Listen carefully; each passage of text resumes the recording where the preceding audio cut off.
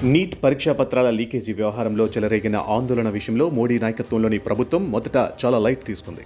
Lathi charge చేస్తే బాష్పవాయువులు ప్రయోగిస్తే criminal కేసులు నమోదు చేస్తే యువత పారిపోతుందని ప్రభుత్వం అంచనా వేసింది. సామాజికవేత్త వాంగ్ చుక్ నిరాహార దీక్షను కూడా పట్టించుకోలేదు. కాక్రోచ్ జనతా పార్టీ నాయకత్వం విషయంలో కూడా ఉదాసీనంగా వ్యవహరించింది. కానీ రోజురోజుకు పరిస్థితి శృతిమించింది.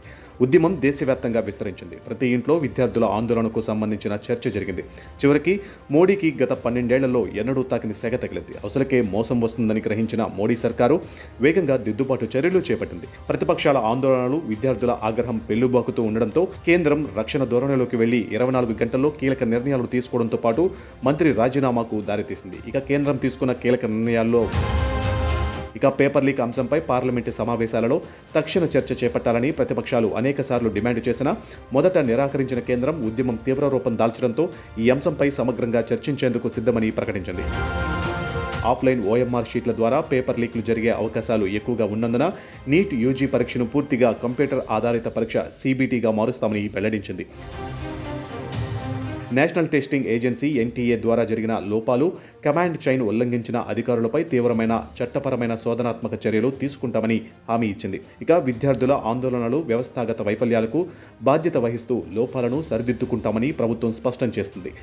5 నిరసనకారులతో సంభాషణకు సిద్ధపడడం, నిరసనలను బలవంతంగా అణిచివేయకుండా సమస్యలను వినడానికి ప్రభుత్వం ముందుకు వచ్చింది. ఆసుపత్రిలో ఉన్న వాంగ్ చుక్తో చర్చలు జరపడానికి కూడా ప్రభుత్వం ప్రతినిధులను పంపింది.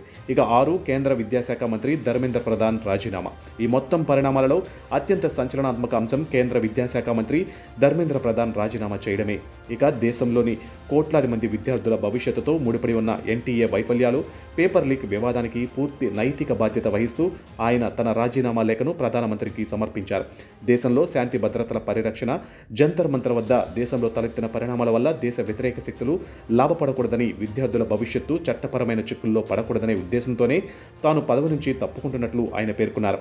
ఒకనాటి విద్యార్థి నాయకుడు నేడు రాజీనామా చేశారు. విషయం ఏమిటంటే 1997లో విద్యార్థి నాయకుడిగా ఉన్న సమయంలో ధర్మేంద్ర ప్రధాన్ స్వయంగా పరీక్షా పేపర్ల లీకులపై ఒడిశాలో భారీ నిరసనలు నిర్వహించి లాఠీ చార్జీకి గురయ్యారు. నేడు ఆయనే విద్యాశాఖ మంత్రిగా అదే పేపర్ లీక్ వివాదంలో విద్యార్థుల ఆగ్రహానికి తలొగ్గి తన పదవికి రాజీనామా చేయాల్సి రావడం గమనార్హం. ఈ పరిణామాలు విద్యార్థుల ఐక్యతకు, వారి సుదీర్ఘ పోరాటానికి దక్కిన సంపూర్ణ విజయంగా విశ్లేషకులు భావిస్తున్నారు.